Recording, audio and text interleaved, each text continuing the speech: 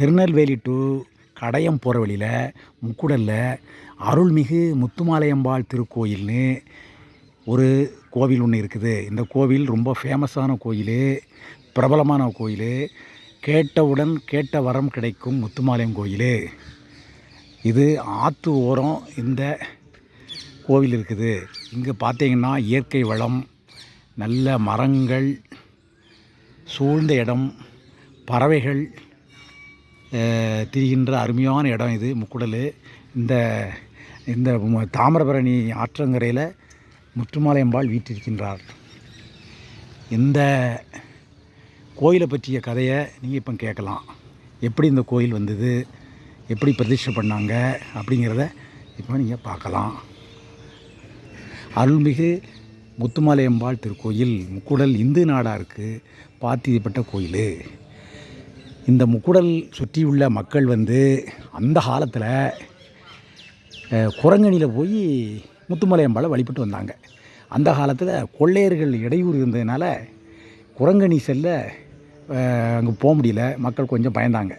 அதனால் முக்குடல் இந்து நாடா சமூகத்தை சேர்ந்த பெரியவங்கள்லாம் சேர்ந்து குரங்கணி முத்துமாலையம் கோயிலேருந்து ஒரு பிடிமண் கொண்டு வந்தாங்க. அந்த பிடிமண் தான் அந்த கதை. அந்த பிடிமண் எங்கேருந்து கொண்டாந்தாங்க? குரங்கணியிலேருந்து கொண்டு வந்தாங்க. அந்த பிடிமண் தான் இந்த கோயிலோட வரலாற்றுக்கு ஒரு சான்று, ஒரு அடிப்படை, ஒரு மூலாதாரம். அந்த பிடிமண் எடுத்து தாமிரபரணி ஆற்றங்கரையில் அந்த வடக்கு கரையில் ஒரு குடில் அமைச்சாங்க. அந்த குடில் அமைச்சு அந்த இடத்துல வழிபட்டாங்க. அப்போ என்ன பண்ணாங்கன்னா, கற்பகிரகத்தில் அம்மன் இப்போ பார்த்தீங்கன்னா அம்மனோட கற்பகிரகம் இருக்குது பார்த்தீங்களா? அந்த கற்பகிரகம் பக்கத்தில் ஒரு தாலி இருக்கும். அந்த தாலிக்கு பூஜை நடத்தி பூஜை இப்பவும் நடக்கும். அங்கே பூஜை பண்ண பிறகு தான் சுவாமிக்கு பூஜை வரும். அந்த காலத்தில் சலவை தொழிலாளர்கள்லாம் துணிகளை துவைச்சி பின்பு ஓர்மண் தாலிகளை மணல் மீது கவிழ்த்து வச்சு மறுநாள் எடுப்பது வழக்கம். ஒரு நாள் அவ்வாறு எடுக்கும்போது அந்த தாலி எடுக்க முடியலை. எல்லாருக்கும் அதிசயம். அந்த இரவு மாடக்கண்ணு நாடார் பூசாரி கனவில் அம்மன் தோன்றி, தாலி எடுக்காதீங்க, அந்த தாலி அங்கு நான் இருக்கின்றேன், அதை சுற்றி கோயில் கட்டுங்க, வழிபடுங்க அப்படின்னு சொல்லி ஒரு அசரி அவருக்கு வந்தது. அந்த மாடக்கண்ணு நாடார் கனவில் வந்தது. உடனே தான் அந்த கோயிலை கட்ட ஆரம்பித்தாங்க. சில நாள் கழித்து இந்த அம்மனுக்கு சிலை அமைக்க முடிவு செஞ்சாங்க.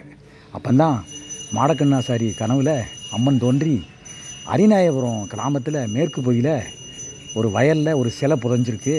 அந்த சிலையை எடுத்து அங்கே கரடம் வட்டமிட்டுருக்கும், அதை தோண்டி எடுத்தாங்க.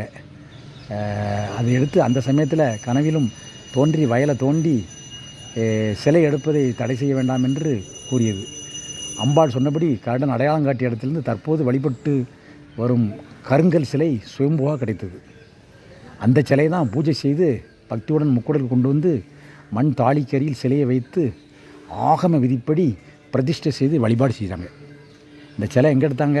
அரிநாயபுரத்துலேருந்து எடுத்தாங்க. அங்கே புதஞ்சிருந்தது. அந்த சிலை கருங்கல் சிலை.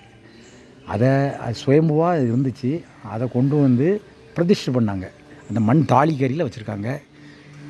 அந்த மண் தாலி, அந்த தாலிக்கு பூஜை பண்ண அப்புறம் தான் அம்மனுக்கே பூஜை நடக்கும். ரொம்ப விசேஷமான கோயில். வாங்க, வணக்கம்.